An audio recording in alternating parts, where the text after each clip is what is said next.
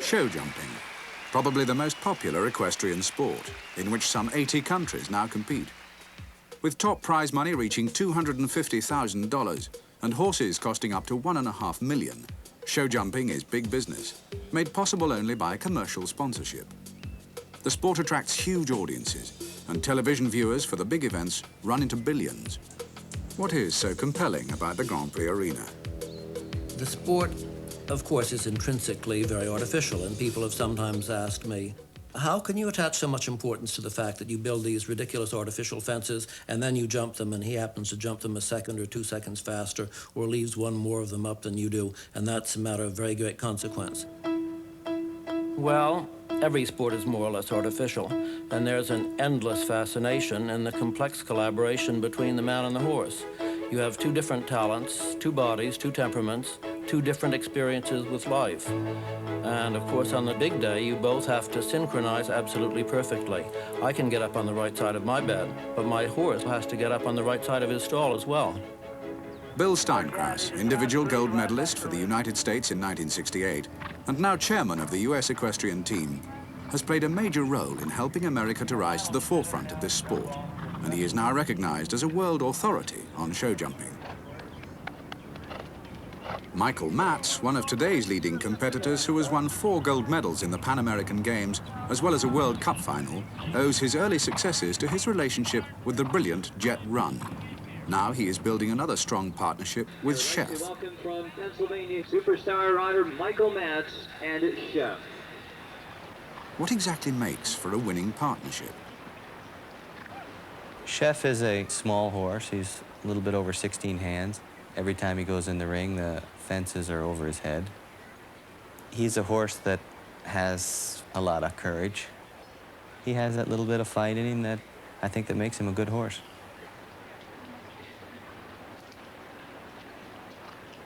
Michael Matz is a real perfectionist and a great stylist, and very few riders have ever made difficult things look so easy. In fact, sometimes people are disappointed the first time they watch him because they can't see him really doing anything, and they very rarely realize how fast he's going. But that's his art. He's still regulating every stride and every takeoff, but he's doing it all so skillfully that it seems to be just inevitable.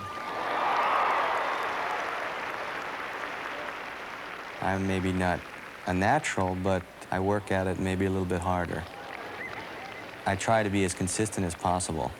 I'm not going to take real big chances. I'm not going to go crazy in a jump-off. I'll do what I have to do. I'd rather always get a piece of a Grand Prix than 1 week win and never hear from me again in 6 months. On the other side of the Atlantic, John Whittaker's partnership with the matchless Ryan Sun took him to the top of the sport in Great Britain. He has since won medals at the Olympic Games, the World Championships, and the European Championships. John Whittaker is a typical North Countryman, and it's been really fascinating to watch his development as a rider. In temperament, he's very strong and rather quiet.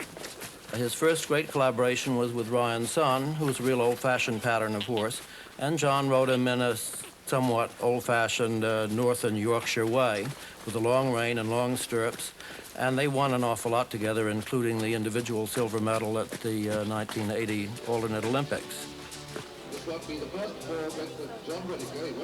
Since then, John's developed an entirely new partnership with a very different kind of horse, Milton, and he's learned to ride him in a very different way, a somewhat more classical way, with a shorter stirrup and riding very much more forward.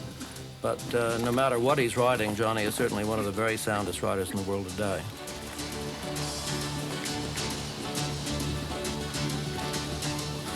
Over in Germany, always a leading nation in this sport, few riders have had more success than Paul Schockermoller, 3 times European champion and 5 times German national champion. He's especially well known for his partnership with the brilliant but unconventional Deister. I know him quite well, how he reacts and so on, and he would try to jump fences. I believe for sure that he couldn't jump if I would ask to.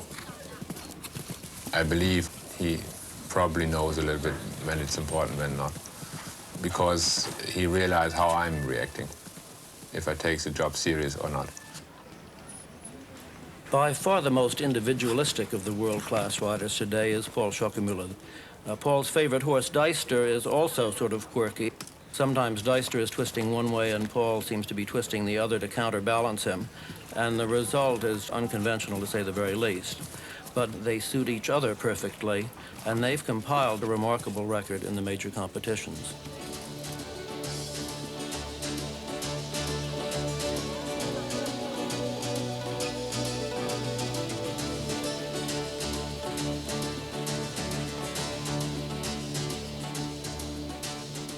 To have a good mental rapport with your horse is exactly the same as having a rarely good marriage and understanding. You know when to throw your hat through the door or not. You know when you can make a noise or not.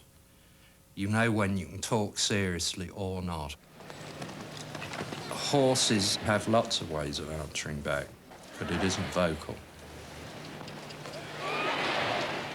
What then is involved in the long and arduous business of training the show jumper to be obedient and careful? You have to remain a friend, and yet you have to have respect.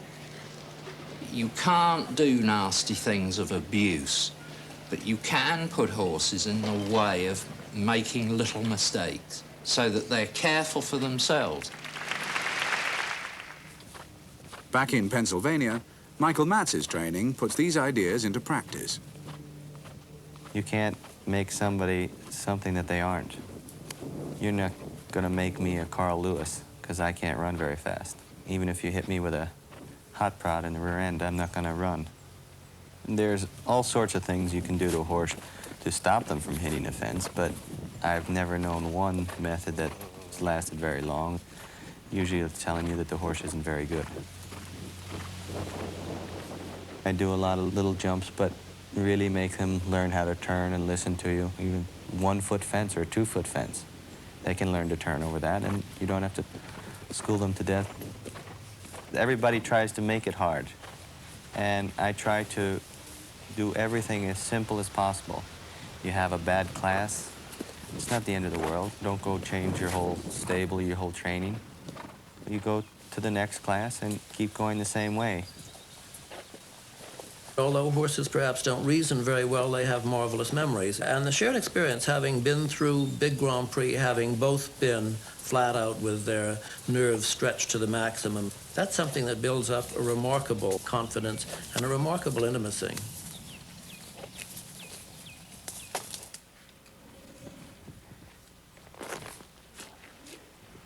I would say that the average jumper would spend 2 or 3 years just learning his craft, learning to jump straightforward courses.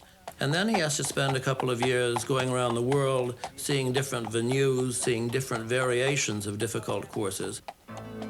If you overmatch him early in his career, for sure he never makes the top. The true foundation for jumping performance is the horse's obedience and suppleness on the flat. Riders like Michael Matz take enormous pains with their flat work. They teach the horse to do all sorts of different things, to bend, lengthen, shorten, turn very sharply while still keeping perfect balance. And Michael spends much more time on the flat work than he does in actually jumping fences. The reason, of course, is that the real art of show jumping lies in riding the approach. And I would say that most knockdowns come from a fault during the approach rather than some defect in jumping technique or jumping form itself.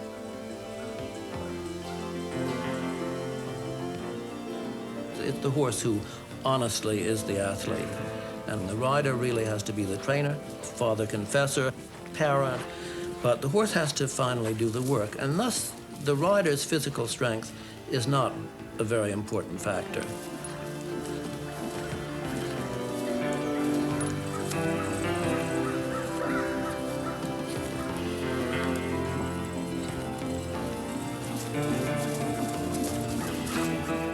Jumper is a very delicate mixture of chicken and bravery.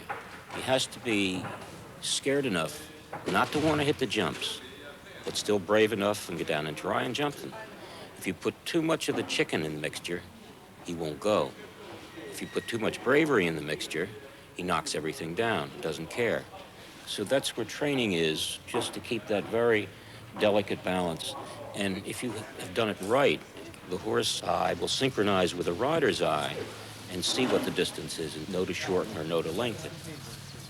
Paul Schockemoeller is of the same opinion. There are so many different things a horse has to have as a show jumper. They have to have scope, they have to be brave, but they have to be careful as well. Brave and careful. That's very difficult thing together. The flat work in Paul's yard is mostly seen to by other riders, because Paul has so many other businesses to run. One of the ways in which his system differs from those of other riders is that every horse in the yard will spend 2 to 3 hours per day on the horse walker, as well as being ridden.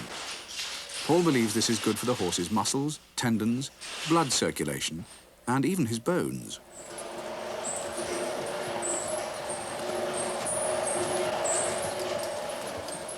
No training system could be more different from Paul's than that of John Whittaker and his equally successful brother Michael up in Yorkshire in England. Get fun, John. Their seemingly casual approach is designed to make the best use of what they have available and proves equally effective for them. I think the facilities only make life a little bit easier. You can still do the same thing in your backyard, really. If it's raining, it's not quite so pleasant. Or if it's muddy, it's not quite so pleasant. If you're doing something you enjoy, you know, what more do you want? It's one thing getting to the top, but staying there is another thing. That's what I'm working on, staying there. In the days when there were relatively few truly important shows, pressure on the horses was much less, and show jumpers really could last a long time. Today we have major competitions the whole year round, and a primary concern for every rider is wondering how long his present string of horses is going to last and where the next ones are going to come from. Show jumpers used to spend the time between shows practicing or resting, and today instead they spend it looking for new horses and training young ones. It's a partnership together, and unless your horse is working to help you, well, you're fighting a losing battle, really. And very often you can make a mistake, and if he's a nice horse, going up there, you know, and he'll try that a little bit harder and clear the pole, and you win the class, everybody thinks, my God, he's a super rider, when in fact the horse has saved you from making a silly mistake. It's your job to know at all times when you're riding, practically where every foot is on the ground. It's my job to get him to the spot where he takes off, to have his rhythm right and the pace right and his shape in himself. And after that, it's up to him to carry me over. The jumping part to me is terribly easy. It's the approach that's the difficult part. The top show jumper is obviously a very rare animal. What are the qualities a rider looks for in a potential world beater? The really good horse is composed of a lot of different ingredients, and if any one of them is outstanding enough, it can cover deficiencies in other areas.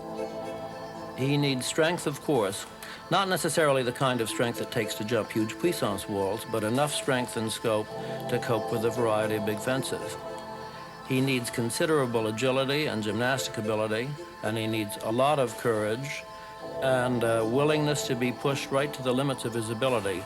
But most of all, he needs the kind of temperament, not necessarily an easy one either, that will let him produce his very best performances under the very toughest circumstances.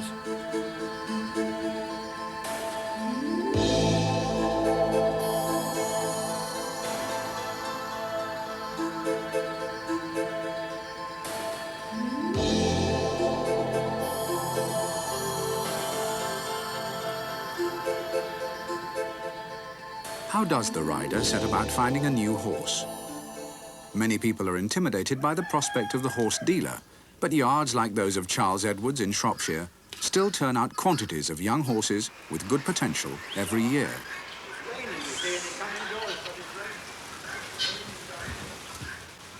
We sell a lot of young horses each year, 50, 60 or 70 young horses for sure.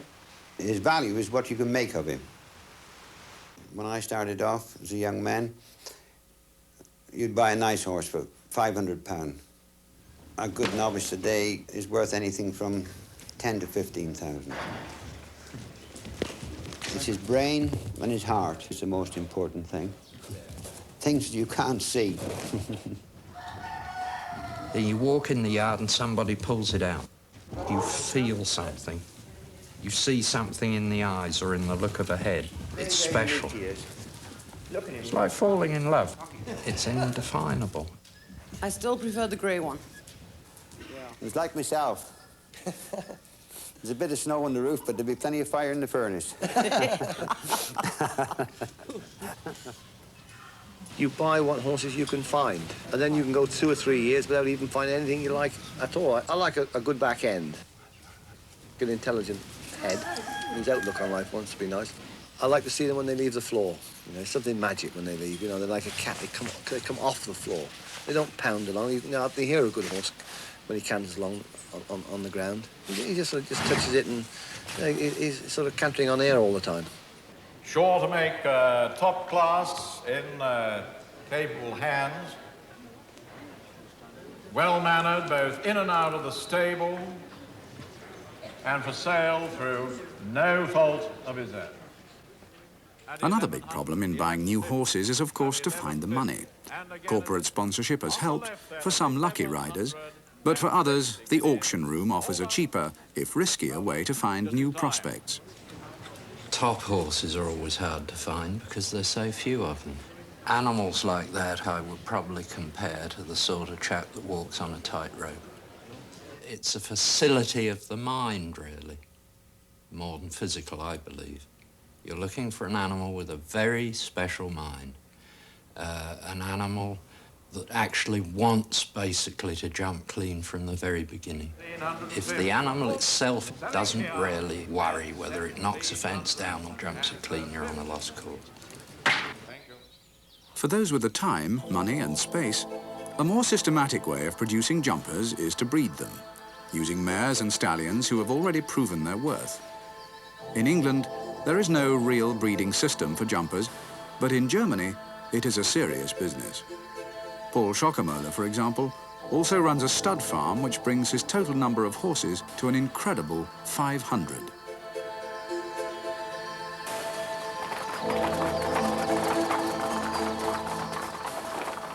Paul, unlike some horsemen, believes that horses show their jumping potential very young, and he jumps them free in the arena when they are only yearlings to see whether they are worth the years of training. I will give him notes about scope, form, and so on. I believe the back is even more important than the front legs.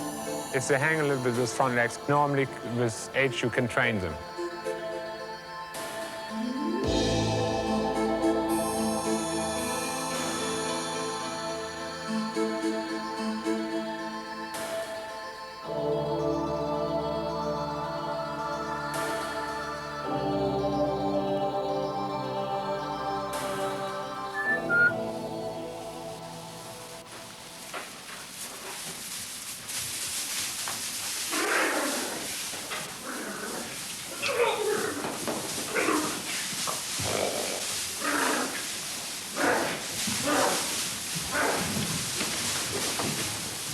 Paul's mass production operation to breed and develop jumpers is unique, both in its size and its success.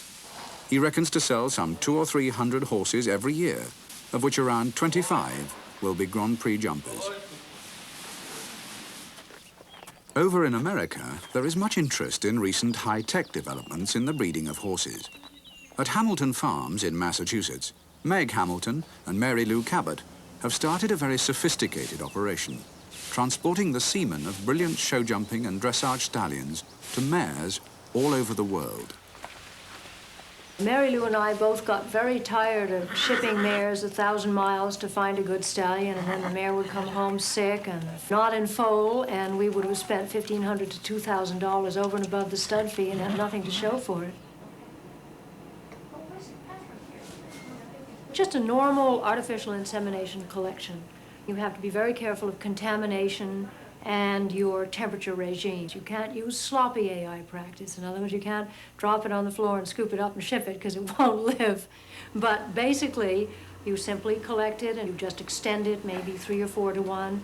Extender's like a nutrient fluid you put it in for the journey. Put it right in the equitainer and send it on its way. Many people have read to Abdullah now with Transported Seamen and to I Love You and Galubay. I believe that it's the thing of the future. Once you have the outstanding horse, the key factor is how well he matches up with the rider who's going to ride him. And very great horses have sometimes spent long periods of time in unsympathetic hands, showing nothing.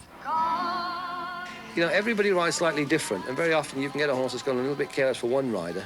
You can give it to another one, and it's sort of his computer system is different to the other fellows. The horse is taken out of his little bit of complacency, and he'll suddenly become very careful, purely because you've ridden him a different way. To me, when I look at it, you have a 1,500-pound horse, a rider with an average around 150 pounds, and you're controlling them with 2 little pieces of leather in their mouth. If it's done wrong, it could be really disaster. And when it's really done right, it's really beautiful to see. It really is art.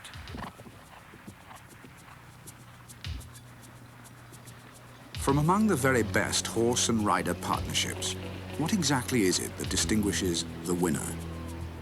Everybody can learn to ride. The gifted rider can do things that you can't teach. He perhaps has the sixth sense as to how much he can get out of the horse, and when asking for just that little bit more would be asking for too much. You have to have a facility that tells you, if I forgive that mare that little habit, it'll give me a better performance. On another animal, that would denote total failure. The gifted rider has also the ability perhaps to do things that are wrong and get away with them because the horse accepts it from him where he wouldn't from somewhere else. Mind you, I think that talent alone isn't enough. It has to be talent supported by an awful lot of hard work. Even then, things can easily go wrong, and the sport is sometimes dangerous. You've got to be brave. You've got to want to win. Which means you don't have to think about anything else but winning. You need to have a very sharp mind, great attention to detail. You spot that a turn's possible, or that other people have galloped too fast and can't turn back quickly enough. If you really want to win, you don't miss a trick.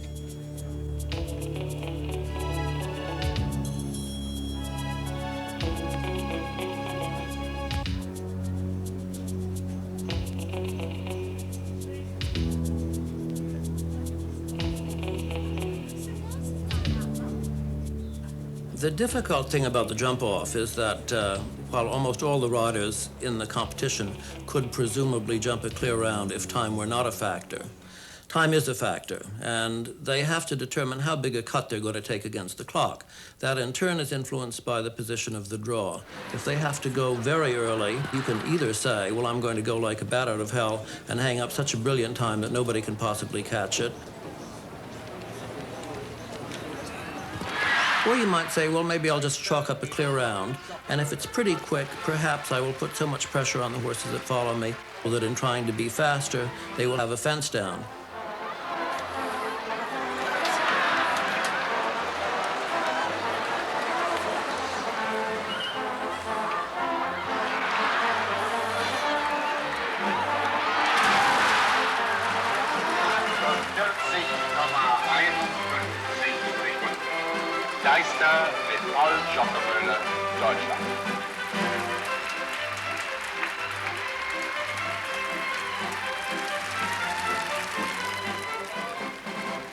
The American team have been supreme at both the Olympics and the World Championships in recent years. Why should this be? America, for me, is where it's at the moment, because They train intelligently. Their facilities are fantastic. They don't leave a stone unturned. They put their whole being into that great thing of America, be a winner. Their veterinary side is way ahead. Their techniques in keeping horses sound, in treating injuries which are bound to happen. The whole spectrum is so much more tied up into one big whole. You have a training barn with lots of horses and good facilities, and the barn vet. If you ride for a barn, there's everybody there giving 101% for that barn to win a class. Hard a little in the air. They're not afraid to say that they go to a trainer. In England, it happens very little, on a formal basis. Different things to take his mouth. You want a very firm contact. George Morris is the best-known American trainer. As a young rider, he worked with the great Bertalan de Nemethy, a Hungarian cavalry officer who came to the States in the 50s and proved an immediate catalyst for the newly established US equestrian team.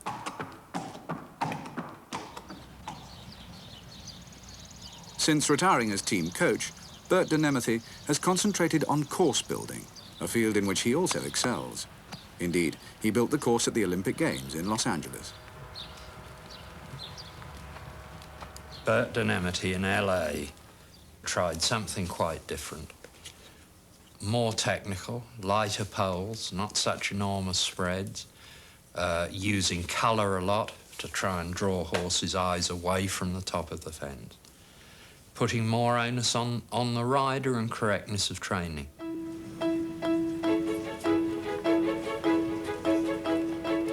There's more and more realisation in the effect of multicoloured fences, fences that merge into the background.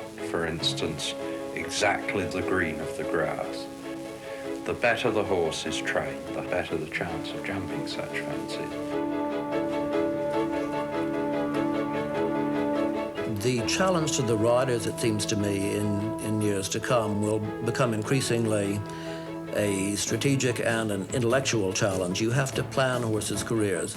In tennis and in golf, we're finding that the best players recognize that they cannot go flat out 52 weeks a year. And I think exactly the same challenge will face the rider.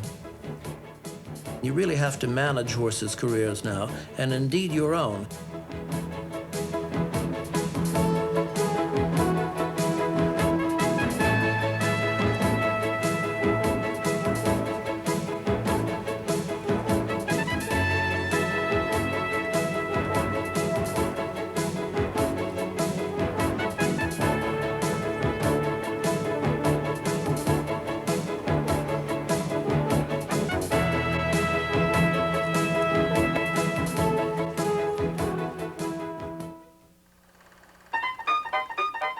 Compared to other equestrian sports like dressage, polo or racing, show jumping is very much a newcomer. Although not natural jumpers like deer or cats, horses have been required to jump fences ever since land began to be enclosed in the 18th century. At this stage, negotiating the fence without falling was the prime consideration, to enable the fox hunter to keep up with the hounds on the hunting field.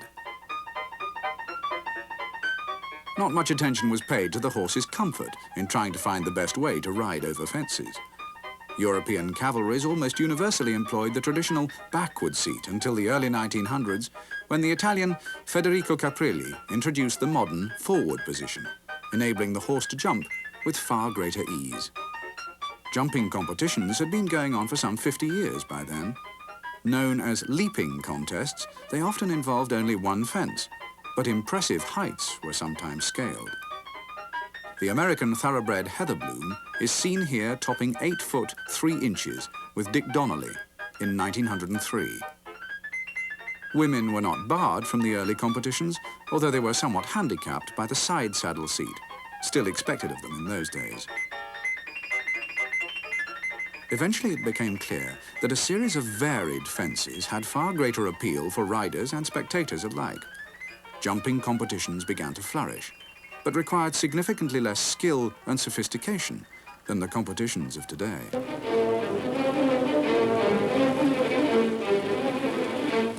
The championship meeting of the British Show Jumping Association brought hundreds of visitors from the Dales and Shires to London's White City. Cathay cameramen were at the championships, and some of the jumps are shown in slow motion.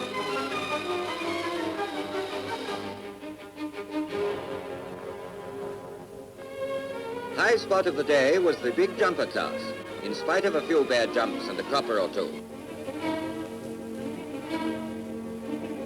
10 massive and tricky jumps make up the full course, and only a perfect combination of horse and rider stands a chance. Prize, £100, a cup, and the blue rosette that means the Championship of Britain. The early courses consisted of different fences spaced around the arena, and little attention was paid to anything but the height and width of the fences. Gradually, however, the importance of course design began to emerge.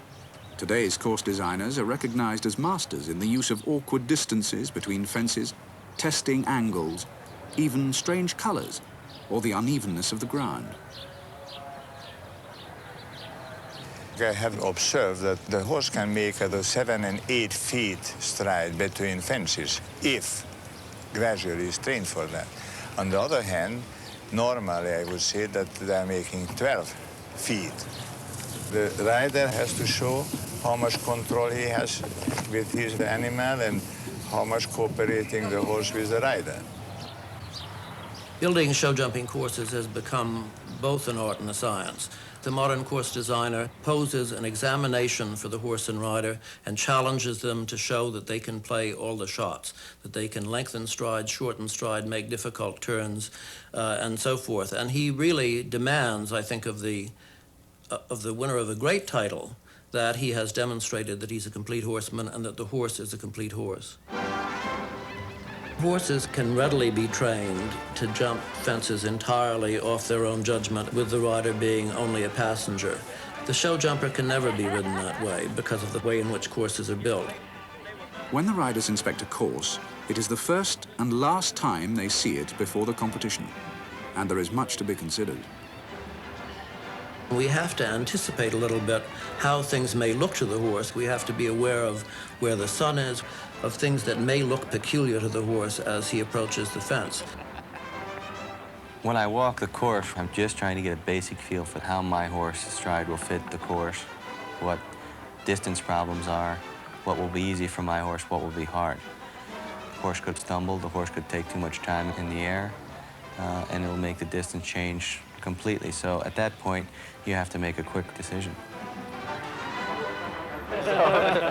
Don't watch me, because I'm definitely not doing You're fast. right, the shaft. It's doable both times.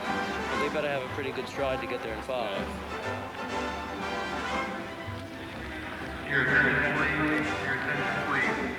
You can't build the same course exactly twice in a row, even if you attempt to do so. The position of the fences will always be a foot out or something like that, and the materials are always varying also.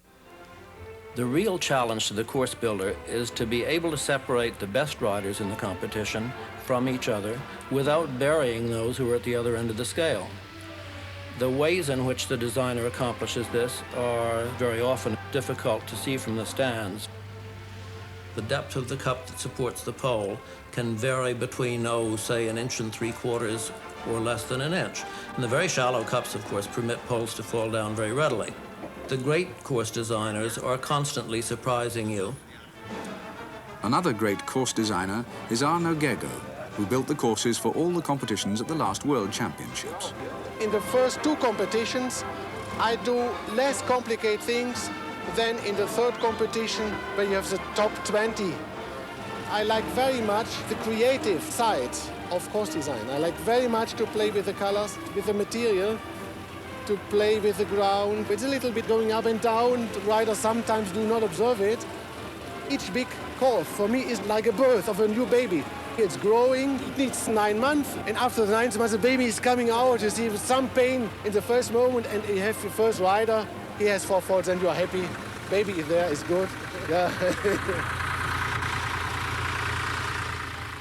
Earlier competitions at the World Championships here in Aachen have resulted in the team gold for the Americans, and only the finals for the individual championship are still to come. This is a fascinating competition in which the 4 leading riders up to now start anew with 0 scores and perform a sort of round robin. First they jump their own horse, and then each of the other 3 horses belonging to the other riders. The finalists this time are Conrad Homfeld from the United States, Nick Skelton from Great Britain, Pierre Durand from France, who was the clear winner of the qualifying competitions, and for the first time, a woman, Gail Greenough from Canada.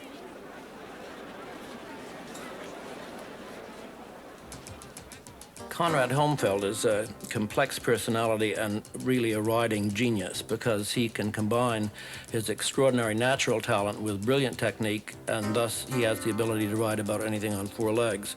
Conrad's always liked difficult horses, and this beautiful Trakehner stallion, Abdullah, is one of his real triumphs.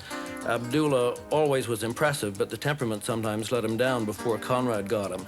Now they've got 2 Olympic medals and a World Cup title together, and that shows the quality of their partnership. Nick Skelton is a professional, of course, and perhaps not quite as stylish a rider as Conrad, but the quality of his talent is absolutely as high, and nobody in the world has a better feeling for the horse's stride or a keener sense of strategy. Nick has started to ride the Dutch-bred Apollo, who is a really strong, solid kind of horse. But Apollo gets bored with things every now and then and can become a bit strong and a bit careless. Even so, Nick has won the Grand Prix of Aachen with him already, so they clearly get along together. The other riders are not quite so sure how they're going to get along. Pierre Durand of France is a lawyer by profession and not a full-time show jumper at all, nor is he someone who has created a whole bunch of legendary performances with different horses. But with Japelou, he has a relationship of such complete sympathy and mutual understanding that their very best performances recently have been absolutely unforgettable. Little Japelou is just like a rubber ball because he does everything through pure bounce and spring. But he has a lot of temperament, and although everybody is looking forward to riding him, who knows how so unusual a little horse will go for someone else. The completely unknown quantity in the finals for most Europeans is Gail Greenough, because she's riding in Europe for the first time. As a young rider, she showed a lot of spunk and a completely disarming amount of charm, along with a lot of natural ability. In Mr. T, she has a very talented horse who is apparently quite straightforward temperamentally, but before she got him, he'd attracted very little attention, so she must have had something to do with his creation. Gail and Mr. T are definitely the outsiders in this group because no woman has ever qualified for the Final 4 since the separate Ladies' World Championship was abandoned, so it's a big order even for a very spunky girl. I think that Pierre Durand should deserve to be world champion right now. I think the competition today is not in his favor. He was for sure the clear winner of the qualifying competitions. Now they all go in equal today. In my situation, then I think now I've got another chance to have a go at being world champion. It's working in my favor now. This, to me, is sort of a cheap theatrical trick. This last part, in my opinion, it's now thrown up to the gods. It could go any way. A lot of people decry the whole thing, yet no one comes up with a better formula. The only person I believe could have problems would be Gail Greenough. She's a girl and hasn't got the power of the 2 men. I think maybe the more experience you have, the more you think about it, and the more you try and ride the other horses. Maybe it might work to my advantage that I don't have the experience. I'm just going to get on, I'm just going to trust my instincts to take over, and hopefully that's going to carry me through.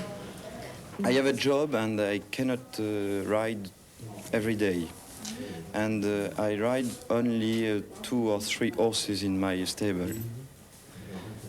And I'm not accustomed to ride many horses. Japelou is a fantastic horse. He looks hot, but the very nicest kind of hot. Gail Greenough's horse looks pretty straightforward. He looks like he might be a little bit strong, but again, not a complex personality. Japelou, like I say, I think he's going to be good with anybody. And Mr. T, well, he looks easy enough.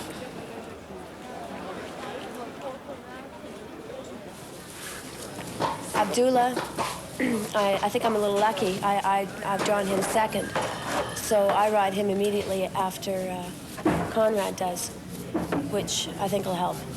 I think it all depends who you follow, too. I mean, if they've had a bad ride with one jockey, then they've probably still got a little bit of memory there, and then, you know, it could go wrong for you.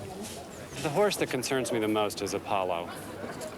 Nick is such an artist, and it's very hard to improve on his act. My most concern is with Apollo, because I think he takes a great deal of strength, and that's something I don't really have compared to the male riders. But I'll just pull under the reins and pull them and hope for the best. I am afraid by Apollo, the horse of Nick Skelton. Biggest problem is probably my own. Trying to ride in my own clear. Whatever the merits of this method of selecting a world champion, no one can dispute that it's a tremendous challenge for the riders, who must adapt almost instantly to 3 unfamiliar horses. I hope you win. Thank you. Thanks. Thanks.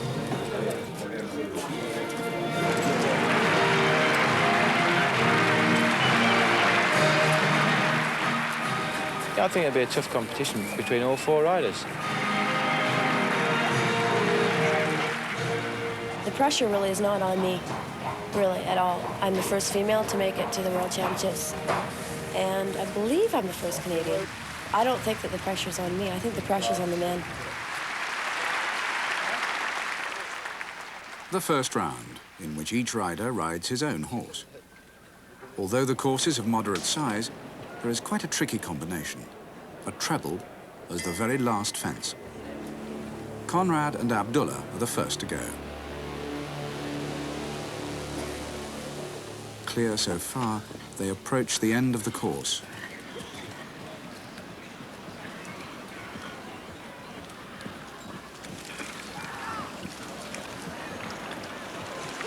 A fluent, clear round. Nick and Apollo come next.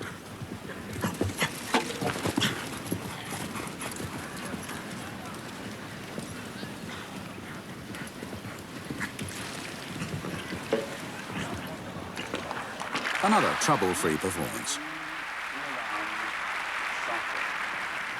Pierre and Japelou have one fence down already.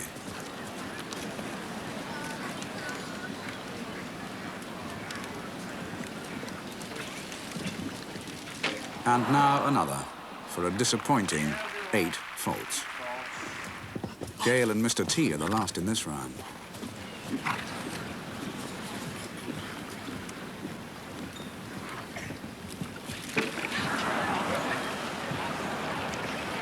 And they have no problems.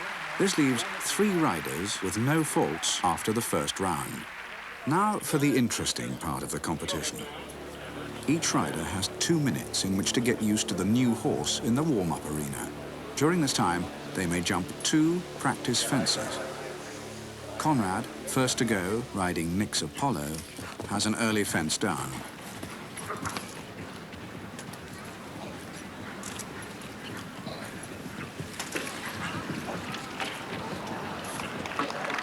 But no further problems.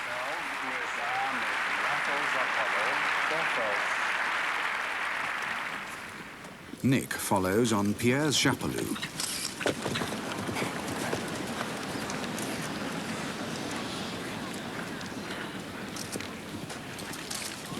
Not the smoothest of rounds, but he gets away with it and is clear.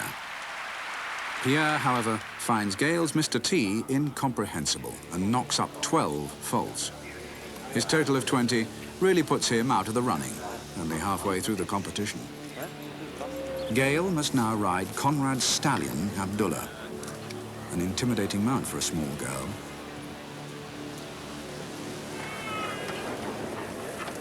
She makes a very different picture in the saddle from Conrad. But it doesn't seem to affect Abdullah, who goes clear again. Gail and Nick now have 2 faultless rounds each, as we come to the 3rd round. The first pair, Conrad and Japalou, set off. They seem to be going well.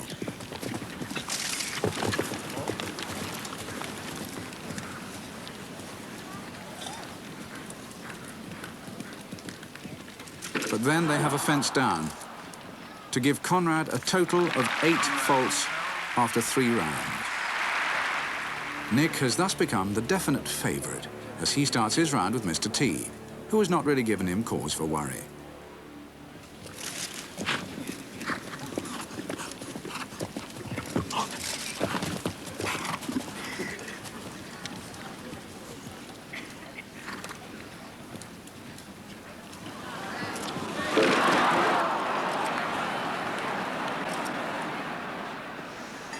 This disastrous and unexpected event turns things entirely around.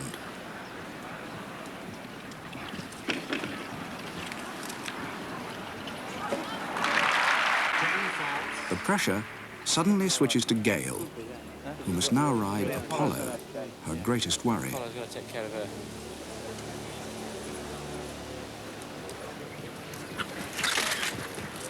Despite, or perhaps because of, Gail's lightweight and gentle approach, Apollo doesn't look too difficult.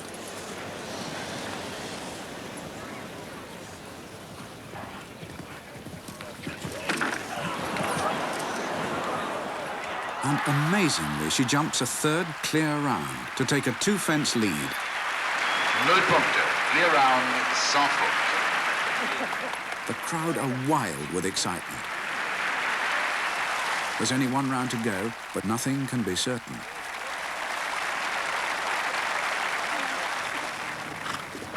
Conrad is first with Mr. T.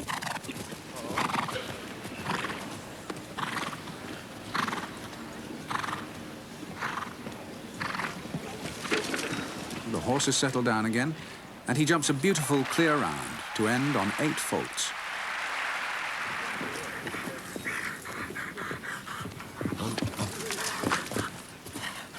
Nick, stopped with Mr. T, has dashed his hopes. But he also jumps clear with Abdullah. Gail is the last to go. Can she jump a 4th clear round on Japalou, with his unpredictable temperament? In fact, she can afford to have 1 fence down, but only 1, if she is to take the title of world champion on her first international trip.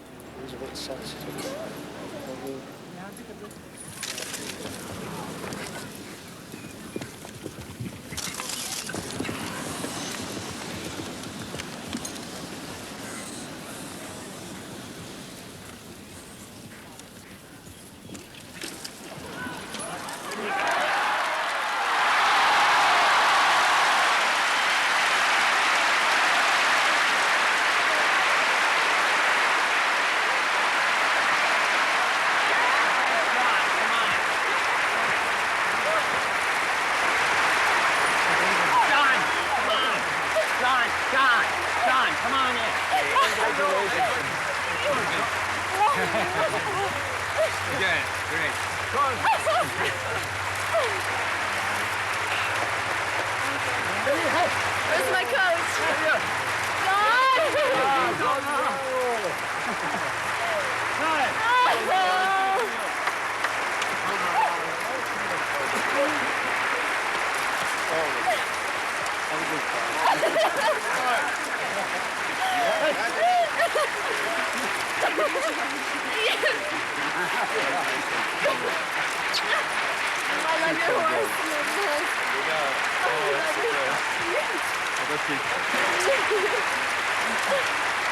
Hey, how about that?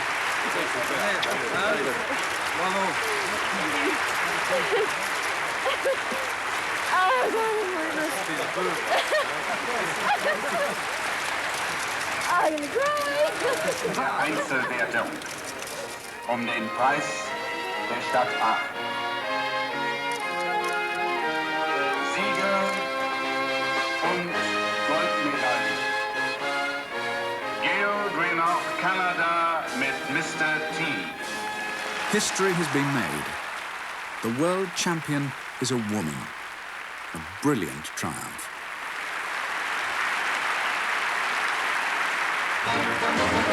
Thank you.